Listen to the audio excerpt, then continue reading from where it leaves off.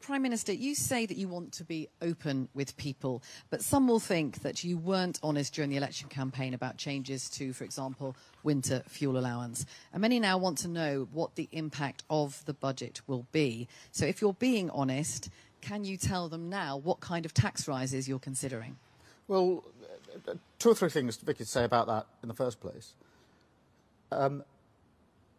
We were being honest about the situation before the election. We set out very clearly what we would be doing with tax rises. I made it clear on numerous occasions that national insurance, VAT and tax would not go up, the triple lock for working people, income tax. And that remains the position. I also set out that our plans were fully funded and fully costed. What I did not expect was a £22 billion black hole. And I know the Tories say that's performative. If it's performative, why didn't the OBR know about it? Look at that figure of £5 billion last week in 3 months. If that's performative, why didn't the OBR know about it? These are basic questions about what we have inherited. As I've just said, I didn't want to have to deal with the winter fuel allowance for pensioners. But we have to fix the NHS. We have to fix our homes, our schools. And pensioners rely on them in the same way as everybody else does. So I'm not going to preempt the budget, but I'm absolutely not going to accept that the inheritance that we have isn't anything other than dire, a £22 billion black hole. And I'll just add to that what I said about the prisons, because I obviously feel very strongly about this. To have to gauge every day of those disorders, when people are trying to burn down hotels, I'm having to look at lists of prison places and where we've got them because of the mess that we were left. That's disgraceful. No Prime Minister should ever be in that position when trying to deal with disorder. That's what we inherited. That's what we will fix. Thank you, Vicky. Anushka, please. Thank you. Anushka Rastana, ITV News. Prime Minister, you talk about choices, and there are plenty of things you've chosen to spend money on. You've chosen to give bumper pay rises to doctors, higher than for nurses and teachers, and you've chosen to take these benefits off pensioners. Age UK say 2 million will be pushed into hardship as a result. So what do you say to those pensioners who are not well off, who feel that you are choosing to balance the books on their backs? Well, so far as the winter fuel allowance is concerned, firstly, I would say it's not a particularly well-designed scheme, frankly, and I think everybody would concede that. I do think it's important that we make sure that the support is there for those pensioners who need it most, which is why we're pushing for the pension credit to be taken up and looking at other allowances. But equally, simply allowing national strikes to go on and on and on and not resolving them was costing the country a fortune. You can't build the economy, you can't grow the economy if you haven't got a basic transport system that's working. You can't grow the economy if people can't get back to work because they can't get the operations that they need. And we've got to get the economy going. And so that is why we've made the decisions that we have made. And on the pay review bodies, more broadly, it doesn't cover all of the disputes that we've had to deal with. What we know is the last government didn't set a framework for that when they started down the road of the pay review. And they put at least one of them in the cupboard of the buildings over the road and ran away from it. We can't carry on like that. We've got to make difficult choices. Thank you, Anushka. I've got Emily from Channel 4.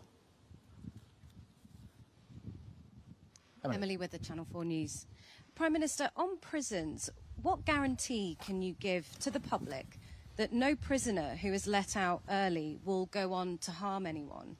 Or is the truth that you can't guarantee that and that the early release scheme carries with it an undeniable risk? Well, look, the first thing is, obviously we put in place a framework to ensure that we don't release those who create the greatest risk. That's a basic safeguard that we've had to put in.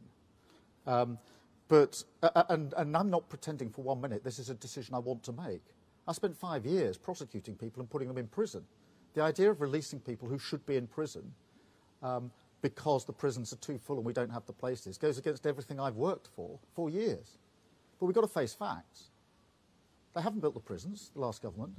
They've pretended that you could have longer and longer sentences, send more people to prison, but at the same time that you could veto or choose not to have a prison built near you.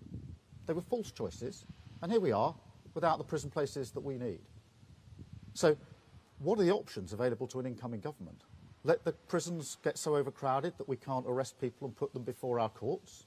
Would that have worked in the disorder? I don't think so. I was really clear in my mind that one of the main ways in which we're going to have to deal with the disorder was making sure those who were throwing rocks, setting fire to buildings on a Saturday or Sunday were facing the full face of the law within days. I had to create the conditions for that, because the alternative, you would be putting a question to me saying, how come all these people in disorder didn't even get arrested, have not been put before the courts and can't be sentenced because we haven't got any places? This is not a decision that I wanted to take. It's not a decision that any Prime Minister would want to take. And I can't tell you how shocked I was when I discovered the full extent of what they've done with our prisons. And it's going to take time to fix it. I can't build a prison by Saturday. We will fix it. We've already taken the measures that are necessary to make sure we can get through the disorder. But I shouldn't be sitting in the Cobra room with a list of prison places across the country on a day-by-day basis, trying to work out how we deal with disorder. But that's the position I was put in, and it's frankly not good enough. Thank you, Emily. Beth. Thank you, Prime Minister. Beth Rigby, Sky News. Prime Minister, you say you want to build trust and be honest with people. You've got off to a bad start with pensioners who voted for you, and then you cut their winter fuel allowance, and it wasn't in your manifesto. You also said in the general election you had no plans to raise taxes beyond what you'd set out in your manifesto. Now you're saying something else. So can you please level with people? Are you going to raise taxes? And are you looking, when you talk about the broader shoulders, are you looking at taxes on working people? Or are you now looking at a range of wealth taxes on shareholders, homeowners, big business? Thank you. But as I said in the campaign, in relation to working people, income tax, VAT, national insurance, we will not increase tax. I was clear before the election. I'll be clear again after the election.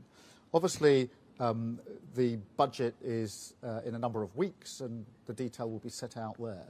But I say again what I said before the election, which is we have to get away from this idea that the only levers that can be pulled are more taxes or more spending. Our number one mission is to grow the economy, to make sure that we are creating the money in the first place. That remains the number one mission. Nothing knocks that mission. And that's why it's really important we have a transport system that works. That's why it's really important we have an NHS capable of getting through the backlog. That's why it's important we have the National Wealth Fund, Great British Energy, that we unlock planning so that we can get on. All of those decisions are decisions we've taken in the first 7 weeks to make sure we get the economy where we need it. But we're going to have to take tough decisions. I did not cater for a £22 billion black hole. And that's because it wasn't on the ABR's books. We were looking at the available, as you were, the available material. But it wasn't there. The OBR didn't know about it. That's why they're conducting a review, is to find out why they didn't know about it.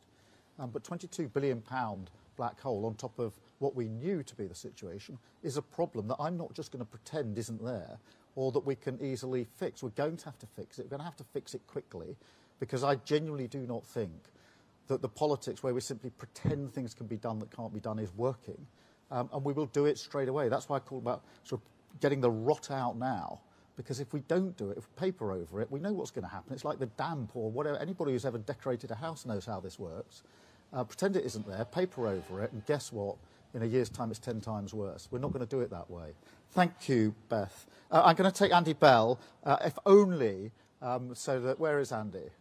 Andy, if only, so I could say personally into your face, well, fantastic on your daughter's achievement in the Olympics. Georgia was absolutely brilliant. We were all glued to our sets, and please convey our congratulations to us. I know many people already have. Andy. Thank you. Well, I wasn't quite expecting that, but thank you very much for that message. Prime Minister, you talk about getting the rot out. Your administration's already been criticised for making a lot of appointments, political appointments, inside the civil service, inside what should be strictly non-political appointments. Wouldn't it be a good idea to have a review now by your Commissioner for Ministerial Standards, just to set the record straight, to clear the air? Because at the moment, a lot of people are wondering, whether you really are getting the rot out in terms of the way public administration works. Well, look, Andy, most of these allegations and accusations are coming from the very people that dragged our country down in the first place. So you'll forgive me if I take that approach to it. We are going to fix the foundations. We've got to do it at speed, and I'm determined to have the right people in the right places to allow us to get on with that job. I'm enormously aware of how big a task this is and how we have to move at pace. And that's why we're getting the best people into the best jobs. But I'm not really going to take lectures on this from the people who dragged our country so far down in the last few years. Thank you. I've got Kieran from The Guardian. Thank you, Kieran Stacey from The Guardian. Just on that theme, can you tell us why you've cancelled the appointment of your new National Security Advisor? And can you pledge that there will be an open and transparent process to replace that person? Yes. Of course, there'll be an open and transparent process. And no, I'm not going to publicly discuss individual appointments. Thank you. Jack from The Sun. Thank you, Prime Minister. Jack Alston from The Sun. You've made clear today your reasoning for giving big pay rises to public sector workers, but now you've shown you're willing to get your chequebook out. Do you not risk spending the rest of your premiership playing a game of whack-a-mole with ever-growing union demand? Has decided to reform on your watch? What can I say in relation to that? It's very, very good. It's a great song. I'm not sure I'm the best place to champion it after the last 20 or 30 minutes. But look, let's see what happens with Oasis. In relation to the pay settlement, look, we were very clear before the election we weren't going to meet the demands of the unions. They were making demands which we did not think could be met, and we haven't met them. We'll take the same tough approach as we go forward in relation to any pay issues. We have to take that approach, and therefore I will be as tough on this as I was before the election, because we have to be tough about it. But I'm not going to pretend that having hospitals that can't operate properly is good for the economy, or having a transport system where people can't get to work is good for the economy. Just sitting it out year after year was costing a huge amount of money. So the government has to get the balance right. But let me be clear, I'm going to be really tough about this with the unions, as I'm being tough with everybody else, because this is part of the work we have to do to get out the rot and start to rebuild our country. Thank you. I've got Chris from The Times. Thank you, Chris Smythe from The Times. Just to follow up Andy's question about the widespread concern of people with Labour links being appointed to the civil service, was your answer effectively that process doesn't really matter when the task is so urgent? And if you are talking about honesty and service, can you not just explain why you appointed some of these people, why Lord Ali, for example, had downstreet past what he was doing here? And again, on Beth's theme, you said clearly wealth taxes are in the frame. Are you also saying to people that further spending cuts are also being looked at? Well, let me be clear. I wasn't saying process doesn't matter. I think you and others have heard enough from me over the years to know that process does matter to me. Procedures do matter to me. And I'm absolutely determined to restore honesty and integrity to government, because I think that is core to ensuring that people appreciate that politics can be a force for good. I think one of the reasons people have been disillusioned, disaffected, if you like, in recent years is because they can't see politics as a force for good. So that process and procedure and doing things properly matters to me beyond the fact that it, as it were, should be done properly. I think it's core to politics. So I didn't mean that. And look, if you take Lord Ali, he's a long-term donor and contributor to the Labour Party. He was doing some transition work with us. He had a pass for a short-term time to do that work. The work finished, and he hasn't got a pass. You know, that's the state of affairs. And the second bit of your question, I'm so sorry. Well, look, I mean, try as you might, I'm not going to preempt the Chancellor in relation to the budget. I am indicating there are going to have to be tough choices. Obviously, we made commitments in relation to tax on working people in the election, which we intend to honour.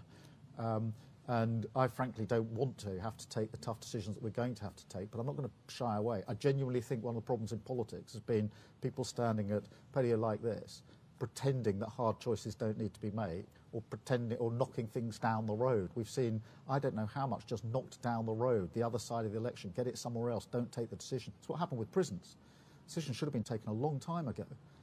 But each month it was just knocked another month, another month, another month, hoping somebody else would pick up the mess. We can't go on like that, so we're going to have to grip it, and I want to grip it early. And that's why I said in my speech, if we have to make unpopular decisions now, in the short term, to make sure the long term we can actually do the change that we want to do. The 5 missions in terms of rebuilding this country are really important to me. But I know I'm not going to be able to do them if I don't clear out the rot first and take those tough decisions. Thank you. I've got Daniel from The Telegraph. Hello, Daniel Martin from The Telegraph. How can you justify strike agreements with the unions when there's no it doesn't include any agreement to increase productivity? And secondly, on Ukraine, do you believe that Ukraine has the right to use Storm Shadow in Russia? Let me deal with both aspects of that. Look, we came to settlements on the pay disputes, which I think people would say were fair. The rate, what was asked was not what was given. There was clear negotiation in those discussions. And as I say, we can't pretend that strikes, which would be going on a long time, are doing anything other than holding our country back and costing us a future. There's no neutral cost to this. In relation to Ukraine, as I've said many times, the position of this government is no different to the position of the last government. No new decisions or different decisions have been taken. We have put additional resource in terms of what we're providing, both money commitments and weapons commitments. I'm not pretending the last government wouldn't have done that, by the way, because I genuinely think one of the good things about recent years in relation to Ukraine, and there's not much good that can be said of it, is that there's been a unity in Parliament on that. And as I've said to President Zelensky and the people of Ukraine, we will stand with them for as long as it takes. I'm not going to get into tactical questions about the use of weapons for reasons that I know you'll understand. David from the Mirror. Thanks, Prime Minister. Dave Boat from the Daily Mirror. Prime Minister, on the subject of hard choices, will safe and legal routes be extended on your watch, and do you think this can play a role in stopping the boats? Well, so far as stopping the boats is concerned, we have got to take down the gangs that are running the vile trade in the first place, which is why we're setting up the Border Security Command. It's why when we had the European Political Community meeting just 2 weeks after I was elected, and we had 46 European leaders to Blenheim, I discussed with them in some detail how we would work better together to take down the gangs that are running this vile trade in the first place. I'm absolutely clear in my own mind that that's how it will be most effectively done. Just as in the recent riots, I drew on my experience of 2011 in terms of what worked to deal with the riots, so with the gangs that are running this vile trade, drawing on my experience of having taken down terrorism gangs, those that smuggle guns and drugs, I think that the same can be done with those that are running this vile trade. Thank you. And then Lucy from the FT. Thank you. Lucy Fisher. Prime Minister, you've spoken today about restoring honesty and integrity to government, and in your manifesto you pledged to establish a new independent ethics and integrity commission with its own independent chair. You've been in Downing Street for more than 50 days now.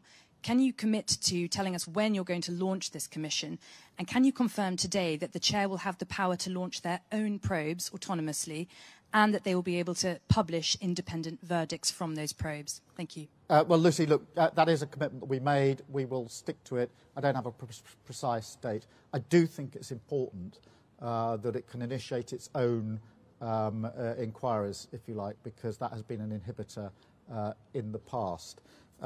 So that commitment stands. As soon as we've got a date, I'll give you a date. But I am very keen that it has the ability to start investigations under its own steam, because I think that's one of the bits that's been missing. Thank you all very much indeed. Thank you.